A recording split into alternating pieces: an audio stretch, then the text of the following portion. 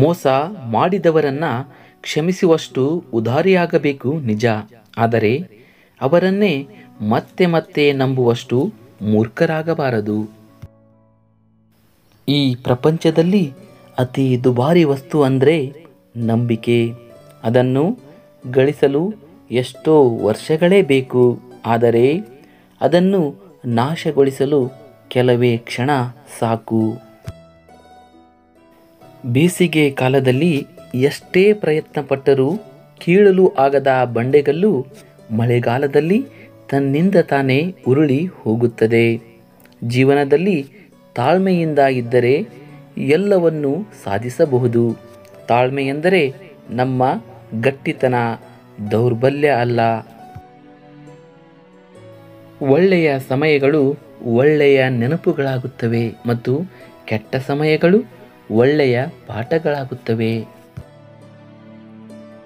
ನೀನು ಮಾಡಿದ ತಪ್ಪು ಯಾರೂ ನೋಡಿಲ್ಲ ಎಂದು ಖುಷಿಪಡಬೇಡ.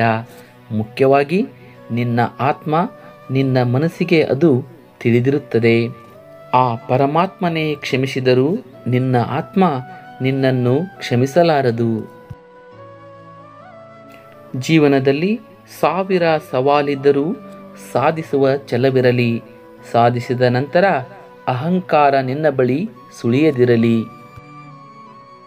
ಕೋಪದ ಹಿಂದೆ ಪ್ರೀತಿ ಇದೆ, ನಗುವಿನ ಹಿಂದೆ ಸಮಾಧಾನ ಇರುತ್ತದೆ, ಗೆಲುವಿನ ಹಿಂದೆ ಸೋತ ಪ್ರಯತ್ನಗಳಿರುತ್ತವೆ, ಸತ್ಯದ ಹಿಂದೆಯೂ ನಂಬಿಕೆ ಇರುತ್ತದೆ.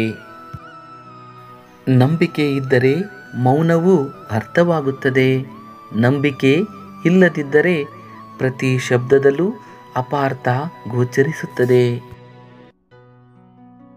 ಮಾತನಾಡಿ ಕೆಟ್ಟವರು ಅನಿಸಿಕೊಳ್ಳುವುದಕ್ಕಿಂತ ಮೌನವಾಗಿದ್ದು ಅರ್ಥವಾಗದೆ ಉಳಿದು ಬಿಡುವುದು ಒಳ್ಳೆಯದು.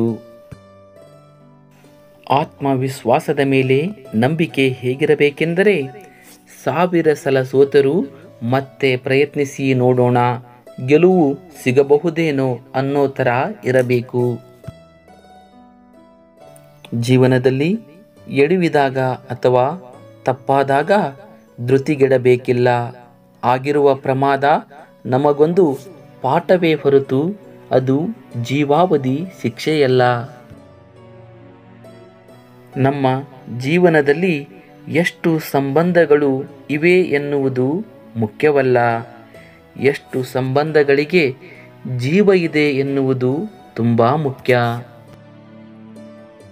ಜೀವನದಲ್ಲಿ ಕಾಣದ ಸುಖಗಳಿಗಿಂತ ಕಂಡ ಕಷ್ಟಗಳೇ ಹೆಚ್ಚಾಗಿದ್ದರೂ ನಗುವಿನೊಂದಿಗೆ ನಮ್ಮನ್ನು ನಂಬಿದವರಿಗಾಗಿ ಬದುಕಬೇಕು. ಜೀವನದಲ್ಲಿ ಎಲ್ಲದಕ್ಕೂ ಬೆಲೆ ಉಂಟು. ಹಾಗೆಯೇ ಸಾಧನೆಗೆ ಸಮಯ ಮತ್ತು ತಾಳ್ಮೆಯನ್ನು ವ್ಯಯಿಸಬೇಕು. ಆಗ ನಿಮ್ಮಿಂದ ಎಲ್ಲವೂ ಸಾಧ್ಯ.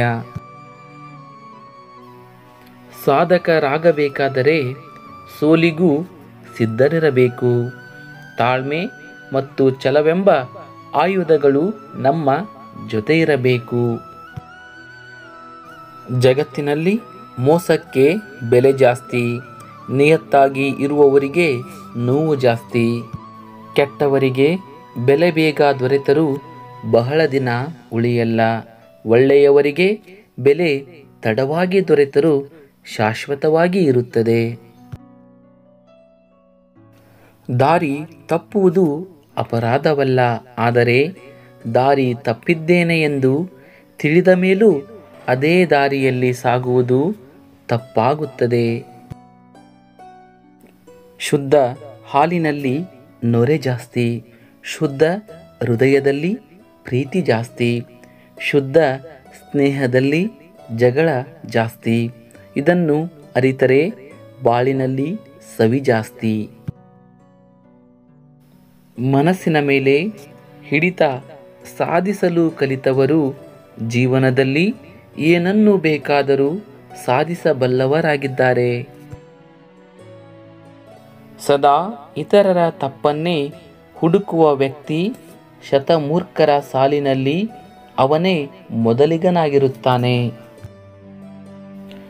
ದುಡಿದು ತಿನ್ನುವ ವಯಸ್ಸಿನಲ್ಲಿ ಕುಳಿತುಕೊಂಡು ತಿಂದರೆ ಕುಳಿತು ತಿನ್ನುವ ವಯಸ್ಸಿನಲ್ಲಿ ಬೇಡಿಕೊಂಡು ತಿನ್ನಬೇಕಾಗುತ್ತದೆ.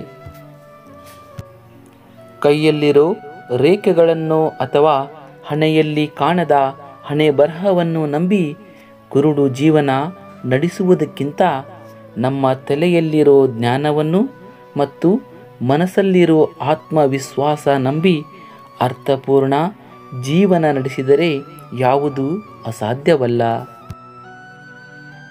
ನಾವು ಒಬ್ಬರಿಗೆ ಸಹಾಯ ಮಾಡಿದರೆ ನಮಗೆ ಇಬ್ಬರು ಸಹಾಯ ಮಾಡುತ್ತಾರೆ.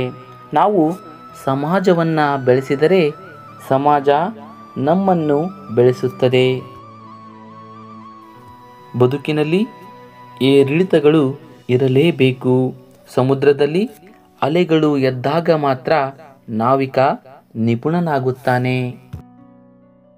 ಬದುಕಿನ ಪ್ರತಿ ಕ್ಷಣಗಳು ತುಂಬ ಅಮೂಲ್ಯ. ಅದು ಕಷ್ಟವೋ ಸುಖವೋ ಏನೇ ಇರಲಿ, ಇರುವುದನ್ನೇ ತೃಪ್ತಿಪಟ್ಟು ಸ್ವೀಕರಿಸಿಕೊಂಡು ಬದುಕು ಸಾಗಲಿ. ಮುಂದೊಂದು ದಿನ ಅಪರೂಪದ ಕ್ಷಣ ನಿಮ್ಮದಾಗುತ್ತದೆ.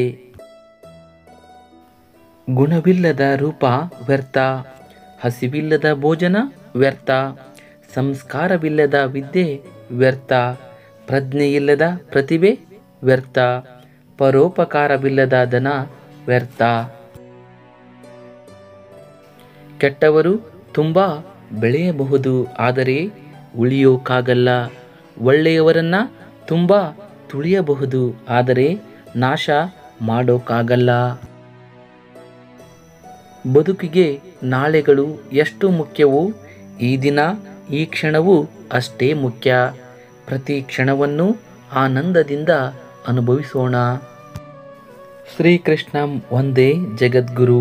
ವಿಡಿಯೋವನ್ನು ನೋಡಿದ್ದಕ್ಕಾಗಿ ಧನ್ಯವಾದಗಳು.